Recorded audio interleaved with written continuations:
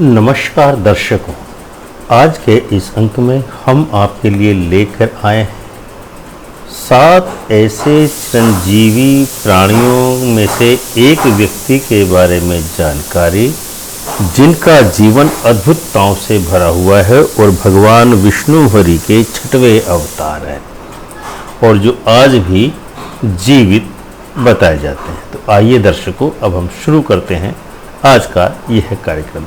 सनातन धर्म की मान्यताओं के अनुसार 7 अवतारों व्यास जी, हनुमान जी, परशुराम जी, विभीषण जी, अश्वत्थामा, बलि और कृपाचार्य जी को चिरंजीव माना गया है भारतीय संस्कृति में। आज हम आपको श्री विष्णु के 6वें अवतार भगवान परशुराम जी के बारे में विस्तार से बताने वाले हैं, जिसके बारे में आप आज तक अनभिज्ञ थे। इसलिए आपसे विनम्र अनुरोध करते हैं कि यदि आपने हमारे इस YouTube चैनल अमृत कलश को अब तक सब्सक्राइब न किया हो तो इसको अवश्य ही सब्सक्राइब कर लें तथा घंटी का बटन दबाकर ऑल का ऑप्शन अवश्य ही चुन लें, ताकि हमारा नया वीडियो अपलोड होते ही आपको तुरंत सूचना प्राप्त हो सके। ओम श्री माधवाय नमः। तो आइए दर्शकों, शुरू करते हैं आज का कार्यक्रम। भृगु ऋषि का नाम तो आपने सुना ही होगा, जिन्होंने भगवान विष्णु के वक्ष पर चरण का प्रहार किया था।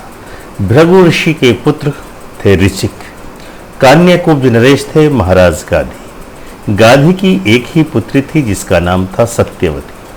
पुत्र संतान की इच्छा से गाधी नरेश ने भृगु ऋषि के पुत्र ऋचिक से सत्यवती का विवाह करने की इच्छा व्यक्त की, ताकि भृगु ऋषि के आशीर्वाद से उनको पुत्र रत्न की प्राप्ति हो सके।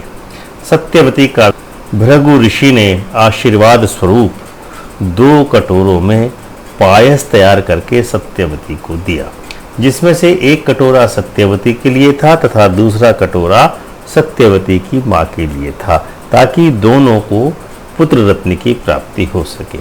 भृगु ऋषि ने सत्यवती के लिए ब्राह्मण मंत्रों से तैयार पायस दी थी, जबकि सत्यवती की माता के लिए क्षत्रिय मंत्रों से तैयार पायस दी थी।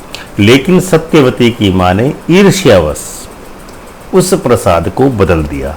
अंततोगत्वा जब इस तथ्य की जानकारी भृगु ऋषि को हुई तो उन्होंने बताया कि अब गाधी नरेश की पत्नी को जो पुत्र प्राप्त होगा वह ब्राह्मण गुणों से युक्त होगा तथा सत्यवती के गर्भ से उत्पन्न होने वाला पुत्र क्षत्रिय गुणों से युक्त रहेगा।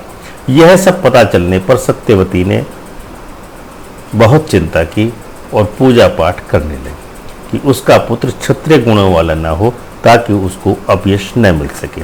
तब ऋचिक ने अपने पिता की आज्ञा से समाधान किया कि यदि सत्यवती इस पूजा को करेगी उसका पुत्र नहीं अपितु पौत्र क्षत्रिय गुणों वाला होगा। इस प्रकार सत्यवती और ऋचिक के संसर्ग से जमदग्नि ऋषि का जन्म हुआ और गाधी नरेश की पत्नी को विश्वामित्र के रूप में पुत्र रत्न की प्राप्ति हुई। पूजा पाठ और आशीर्वाद के प्रभाव से सत्यवती के गर्भ से तो जमदग्नि का जन्म हुआ। जमदग्नि का विवाह रेणुका के साथ हुआ। जमदग्नि और रेणुका के संसर्ग से 5 पुत्रों वसु, विश्ववसु, ब्रद्यनु, ब्रतकणु और रामभद्र का जन्म हुआ। जमदग्नि के सबसे छोटे पुत्र रामभद्र ही बड़े होकर भगवान परशुराम कहलाए, जो जन्म से तो ब्राह्मण थे लेकिन गुण धर्म से क्षत्रिय के गुण उनके अंदर थे। परशुराम का विवाह धारणी के साथ हुआ था। एक बार कार्तवीर्य अर्जुन किसी कार्य से जमदग्नि ऋषि के आश्रम में आया था और उसकी पूरी सेवा शुश्रूषा जमदग्नि ऋषि के द्वारा की गई। जब सेवा से कार्तवीर्य प्रसन्न हुआ तो उसने जानकारी करना चाहा कि ऋषि के इस आश्रम में इतनी अच्छी सुंदर सेवा कैसे हुई। तो कार्तवीर्य को जानकारी मिली कि यह सब कामधेनु की पुत्री सुरभि गो के कारण संभव हुआ है। तो उसने सुरभि को जमदग्नि से मांग लिया। जब जमदग्नि के द्वारा मना करने पर कार्तवीर्य जबरन उस सुरभि गाय को अपने साथ ले गया। उस समय परशुराम आश्रम में मौजूद नहीं थे। वापस आने पर जब उन्हें इस घटना का पता चला तो परशुराम ने कार्तवीर्य, जिसकी 1000 भुजाएं थी, के साथ युद्ध किया और उसको मारकर सुरभि गाय को वापस अपने पिता के आश्रम में ले आए। इस प्रकार से भगवान परशुराम ने अपने पिता के अपमान का बदला लिया और अपनी माता रेणुका के 21 बार छाती पीटने के कारण ही पूरी पृथ्वी को 21 बार क्षत्रियों से विहीन किया। बाद में त्रेता युग में भगवान विष्णु का धनुष श्री रामचंद्र जी को देकर के परशुराम जी महेंद्र पर्वत पर तपस्या करने के लिए चले गए, जहां पर आज भी वह तपस्या में लीन है और आज भी जीवित बताए जाते हैं। 25 अप्रैल 2020 को भगवान परशुराम की जयंती की आपको अग्रिम शुभकामनाएं। में पूरे भारत में अक्षय तृतीया का पर्व मनाया जाता है, जो अत्यंत ही शुभ माना जाता है।